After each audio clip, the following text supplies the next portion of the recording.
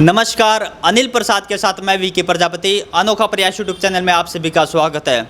आज हम बात करेंगे सिर्फ सेवा की, और सेवा किस प्रकार की, मानव सेवा या पानी सेवा, हर तरीके की सेवा। क्योंकि संस्थाओं की बात करें तो रोहतक शहर संस्थाओं का हब बन चुका है। आज हमारे साथ एक ऐसे व्यक्ति मौजूद है जिनका नाम है गोविंद राम सिंघल जी। बहुत कम से कम 40-42 साल से सेवा के क्षेत्र में अपना नाम कमा रहे हैं और काफ़ी संस्थाओं के साथ उनका जुड़ाव है।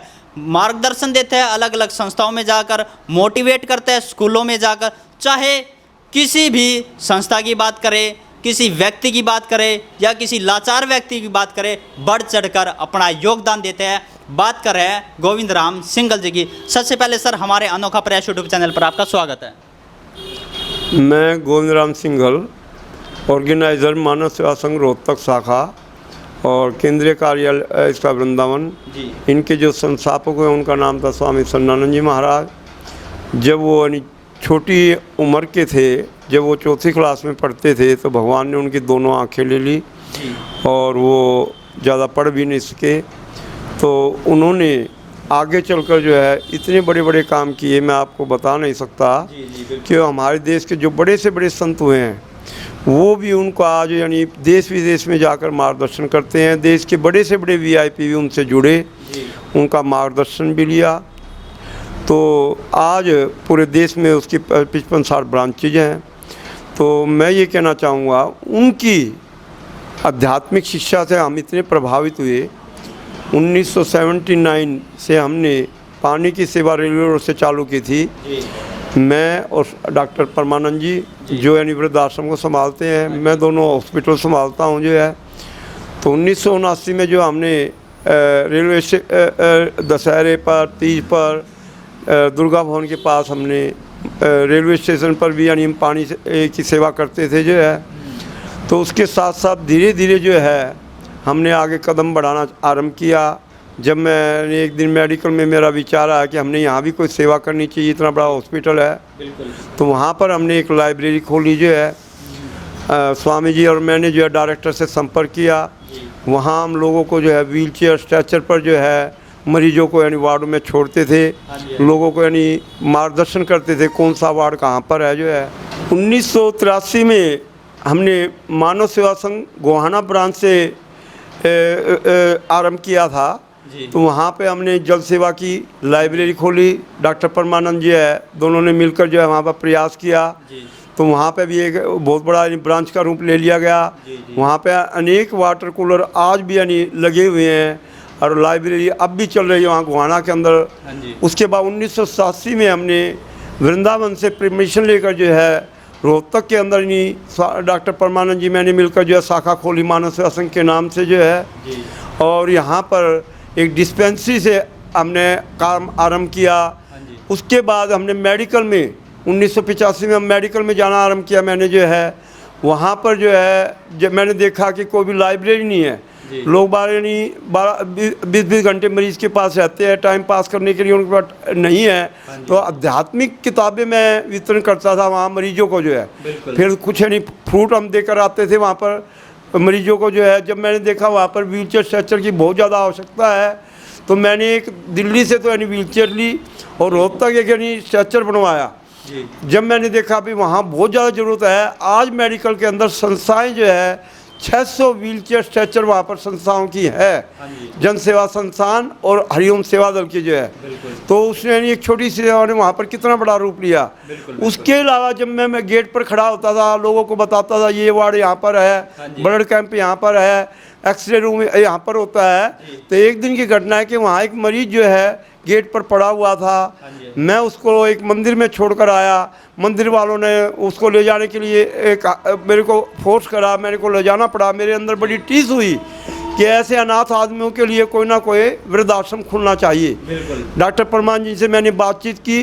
तो स्टार्टिंग के अंदर डॉक्टर परमान जी की कोठी पर हमने इसकी व्यवस्था की, अनाथ व्यक्तियों को रखने की जो है। स्वामी जी वहाँ पर उनको नहलाता धुलाना, खाना खिलाना सब अपने पैसे से करते थे जो है। तो हमने उसी दिन ये निर्णय लिया, ज़िंदगी के अंदर जो भी हम पैसा कमाएंगे वो हम समाज के लिए समर्पित करेंगे, जो पैसा भी और समय भी जो है। तो मैं आपको ये बताना चाहूँगा कि वहाँ फिर हमने पक्का प्रोग्राम बनाया कि वृद्धाश्रम खोला जाए जो है। वृद्धाश्रम खोला गया। हम अपने मेरे रिश्तेदार सूरत और बम्बई रहते थे, हम उनके पास गए। उन्होंने कहा जी आप ऐसा ऐसा करें, तो आज उनके नाम से हर साल लाखों रुपया वहाँ पर आ रहा है। उनके नाम से लाला ज्योति स्वरूप के वृद्धाश्रम खुला, अनाथ आश्रम खुला, साकार गुप्ता के नाम से स्कूल उन्होंने खुलवाया जो है। उनका विशेष सहयोग हमारे को वहाँ से मिलता रहा। अब तो दिन प्रतिदिन जो है जन सेवा संस्थान की ब्रांचें यानी अलग अलग शहरों में खुलती जा रही है। और ये भी बताना चाहूँगा, एक ऐसी संस्था अपने घर के नाम से जो भरतपुर के अंदर है, वो हमारे रिश्तेदारों से जुड़ी और उनसे उन्होंने उनका काम देखा।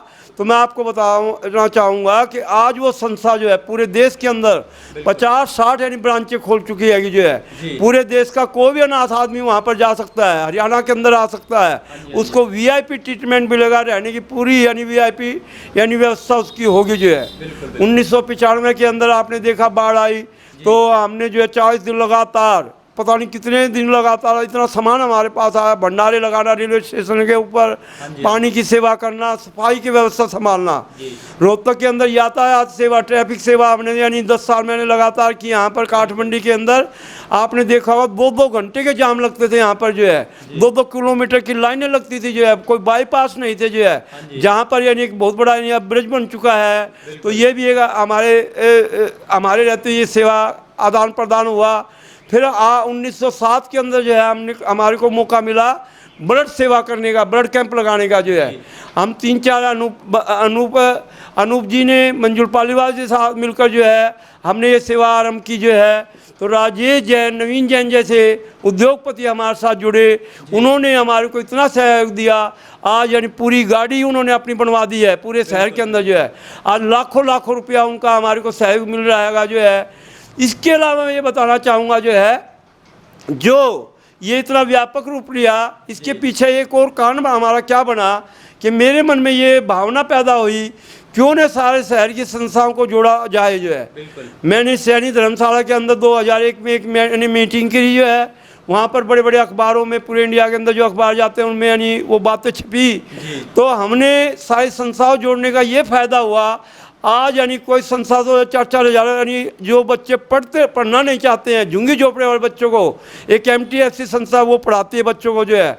वो एक बहुत बड़ा रूप ले चुकी है। एक धनपति ट्रस्ट है जो कि यानी 250 बच्चों को यानी 17-18 साल से फ्री पढ़ा रही है। अब वो अकादमी खोलने जा रही है, जो हम उनके संपर्क में आए, वो हमारे संपर्क में आए जो है। और अनेकों अनेक संस्थाएं हमारे साथ जुड़ी, जो आज बहुत बड़े बड़े यानी आज यानी रामलीला करती है दिल्ली के तर्ज पर जो है, दशहरे पर जो है, आज बहुत बड़ा व्यापक रूप ले चुकी हैं। तो सर मैं आपकी थोड़ी सी बात रोक के ये पूछना चाहूँगा, जैसे आज संस्थाओं की बात करें तो संस्थाओं के नाम पर रोहतक शहर पूरा हब बन चुका है। आपने लोग स्कूलों में जाकर बच्चों को मोटिवेट किया, या कोई लाचार व्यक्ति है उसको सहायता प्रदान की, तो ये सब कैसे पॉसिबल हुआ और लोगों का आपके साथ कैसे जुड़ा हुआ, किससे आप मोटिवेट हुए?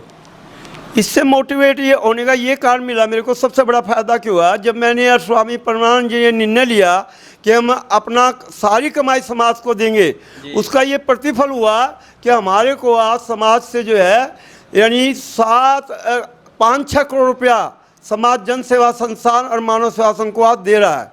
और जो भरतपुर की यानी शाखा है, वहाँ पर 4 लाख रुपये प्रति दिन यानी खर्च होता है जो है। देश के बड़े बड़े VIP लोग जहाँ पर जुड़ चुके हैं जो है।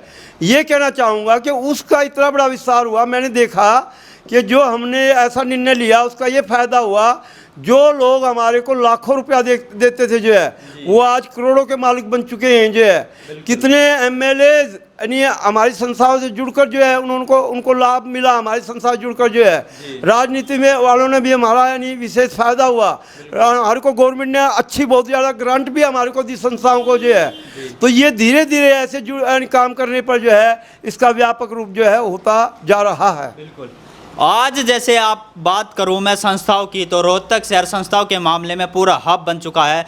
बिल्कुल धरातल पे रहकर काफ़ी संस्थाएं काम कर रही है, अलग अलग क्षेत्र में अलग अलग अपना काम कर रही है। और जितने संस्थाओं के व्यक्ति एक दूसरे की संस्थाओं में जाते हैं और सहयोग करते हैं। लेकिन सर मैं आपसे ये पूछना चाहूँगा, बात ये निकल के आ रही है, जिस संस्था का व्यक्ति स्टार्टिंग में सहयोग देता है, उनकी सपोर्ट करता है, मार्गदर्शन देता है, वो संस्था उस व्यक्ति को भूल जाती है और उस व्यक्ति को बढ़ावा देती है जिसके पास अच्छे अरबों खरबों करोड़पति होते हैं, जिनके जो व्यक्ति पैसे वाले होते हैं।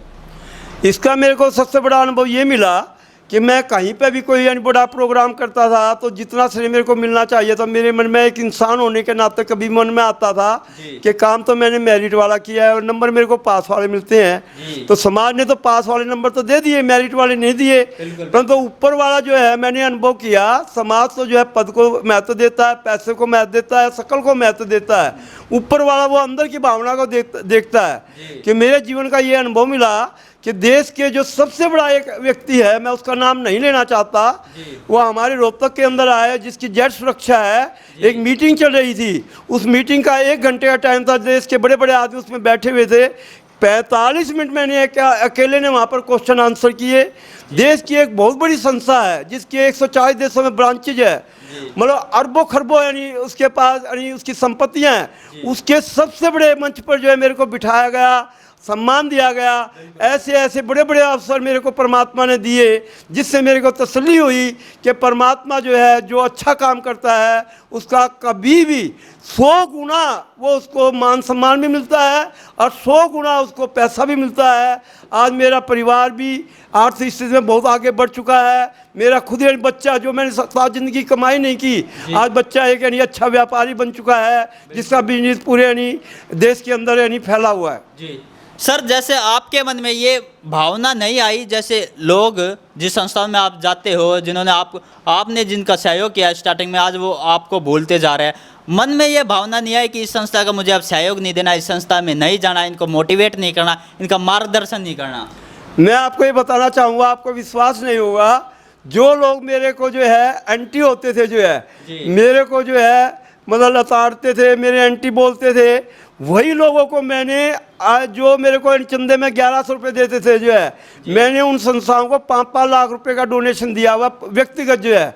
और वो लोग जो है आज भी यानी कभी यानी एंटी हो जाते हैं, फिर भी मैं उनका साथ नहीं जोड़ता। जो है मैंने इसका ये अर्थ निकाला, जो है अगर मेरी कोई बुराई करता है, मेरे को पूरा सम्मान नहीं देता है, तो मेरे तो पाप करते हैं। जो है आज तो 65 साल की उम्र का मैं हो चुका हूँ, भगवान ने आज तो एक दिन भी ऐसा नहीं दिखाया को मेरे को किसी हॉस्पिटल में दाखिल होना पड़े। जो है तो ये जो हमारी गीता रामायण के अंदर जो बातें लिखी हुई है, मैंने उनका अनुसरण करने का प्रयास किया, तो आज मैं कहता हूँ भगवान मेरे को 1000 साल की उम्र भी दे दे तो वो भी थोड़ी है। बिल्कुल बिल्कुल। आप सभी साथियों के लिए एक बात है कि जिस पेड़ पर फल पक जाता है उस फल को खाने के लिए हर कोई आ जाता है, लेकिन जब कोई पौधा लगाने की बात आए तो हर व्यक्ति पीछे हट जाता है। वही व्यक्ति गोविंद राम सिंघल जी बिल्कुल जड़ का काम कर रहे हैं, एक पौधे का काम कर रहे हैं, जिन्होंने काफ़ी संस्था को बढ़ाने में अपना सहयोग दिया, जो संस्थाएं आज वट वृक्ष का रूप ले चुकी है। तो सर, काफ़ी संस्थाएं हैं और आपकी संस्था मानव सेवा संघ और परमार्थ हॉस्पिटल, इन दोनों में क्या डिफरेंस है? एक परमार्थ हॉस्पिटल और एक मानव सेवा संघ, लेकिन दोनों एक तरीके से सेवा ही है। मैंने 2 हॉस्पिटल इसलिए खोलने पड़े। जो है एक तो मानव सेवा संघ जो हॉस्पिटल है वो गायनी का विशेष काम करता है। 50 गांव तक की यहाँ पर डिलीवरी आ चुकी हैं, बाजार से 50% रेट पर यहाँ पर इलाज होता है। परंतु मेरे मन में आया कि एक हॉस्पिटल ऐसा भी खोलना चाहिए जो VIP लोग जिसमें इलाज करवाएं। जो है बिल्कुल बिल्कुल। तो वहाँ खोलने पर मेरे को आमदनी का साधन मिलेगा, मैं और ज़्यादा समाज के लिए काम आऊँगा। परंतु उसके अंदर मैं पूरा नहीं सक्षम नहीं हो सका उस सेवा के अंदर। जो है कि वो खर्चा बहुत मोटा था। जो है परंतु उसके अंदर भी मैंने काफ़ी यानी बड़ी बिल्डिंग मेरी वो बन चुकी है परमार्थ हॉस्पिटल के नाम से। अब मैं वहाँ पर VIP ट्रीटमेंट लोगों को देता हूँ। जो फीस बाज़ार में 500 रुपये है, वहाँ पर केवल 50 रुपये ली जाती है। जो है और इसके अलावा अब यानी होम्योपैथी सेंटर और वहाँ पर जो है ये फिजियोथेरेपी सेंटर भी खोलने जा रहा है, जो नाम मात्र फीस पर होंगे। 200 रुपये प्रति मास, यानी कोई भी गरीब आदमी अपना फ्री इलाज करवा सकता है, टेस्टिंग, OPD या दवाई ले सकता है हमारे से। जो है कि जितनी हमारी सामर्थ्य होगी उतना ही हम समाज के काम आ सकते हैं। बिल्कुल बिल्कुल। देखो भाई, जितनी भी संस्थाएं हैं, हर संस्था कुछ ना कुछ पैसे ज़रूर लेती है। वो इसलिए लेती है ताकि व्यक्ति उस चीज़ की अहमियत समझ सके। क्योंकि हम कहीं भी खाने जाते हैं, किसी बड़े रेस्टोरेंट में, किसी होटल में, अगर वहाँ 300 रुपये की थाली है या फिर 100 रुपये की थाली है या फिर 150 रुपये की थाली है, हम उनको आराम से दे देते हैं।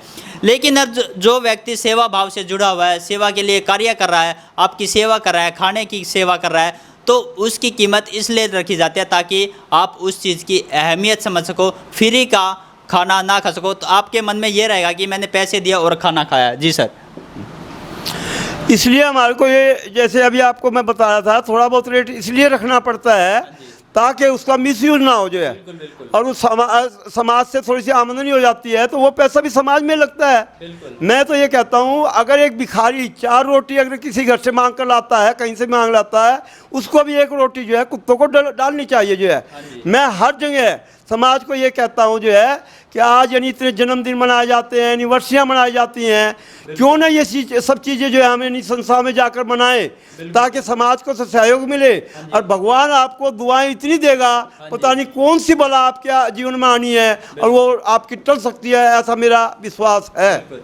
जैसे सर देखो, दान दे सके लेकिन कोई डायरेक्ट दान ना दे सके, कोई अपना जन्मदिन या फिर अपनी एनिवर्सरी मना कर किसी संस्थान में वैसे भी आर्थिक सहायता दे सकता है। हाँ, कोई भी कि मेरी संस्था में, किसी भी संस्था में ऐसे कर सकता है और ऐसा हो रहा है। राजेश जैन जी जो है पहले ऐसा करते थे, मेरी एनिवर्सरी में बहुत मोटा खर्चा करते थे। उन्होंने ऐसा प्रभाव उनके जीवन में आया, वो जो भी जन्मदिन मनाते हैं, एनिवर्सरी मनाते हैं, संस्थाओं में मनाते हैं। कितने बड़े देश के उद्योगपति हैं।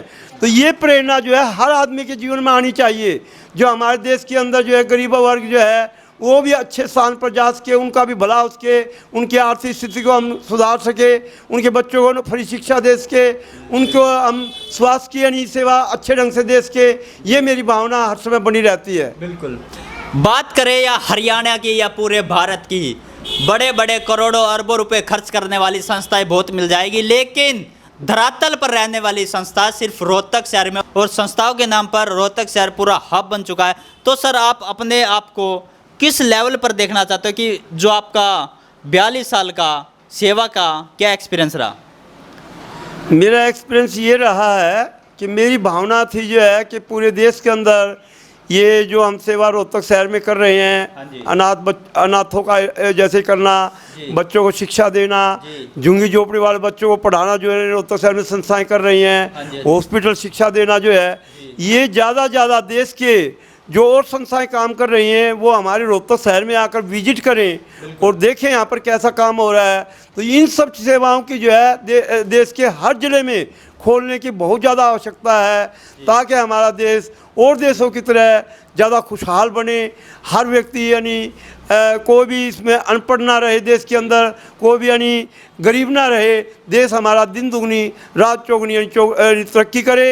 ये तभी संभव होगा जब हम सभी, चाहे वो राजनीतिक लोग हैं, चाहे हम यानी समाज सेवा के लोग हैं, चाहे जनता जनार्दन है, मिलजुल कर काम करेंगे तो स्वाभाविक रूप से देश की तरक्की भी स्वाभाविक रूप से होगी। बिल्कुल। सर अंत में अनोखा प्रयास यूट्यूब चैनल की टीम को क्या कहना चाहोगे? मैं अनोखा चैनल ट्यूब का यानी बहुत यानी ज़्यादा यानी धन्यवादी हूँ। मैं कभी कभी ये विचार करता था कि मेरा कोई यानी इस प्रकार से इंटरव्यू लेकर आए और मैं अपनी भावनाओं को व्यक्त किया तो परमात्मा ने वो भावना भी मेरी आज पूरी कर दी है। और मैं मानता हूँ कि समाज के लोग ज़्यादा इस भावना का आदर करेंगे और जो सेवाएं मैं चाहता हूँ देश के अंदर फैलें, उनके अंदर अपना तन मन धन से सहयोग देंगे। बिल्कुल। जुड़े रहिए अनोखा प्रयास यूट्यूब चैनल से। वीडियो को लाइक करो, कमेंट करो, शेयर करो और चैनल को सब्सक्राइब करना ना भूले। फेसबुक और इंस्टाग्राम का लिंक डिस्क्रिप्शन में मिल जाएगा, आपको जाके उनको भी फॉलो करें। बहुत बहुत धन्यवाद।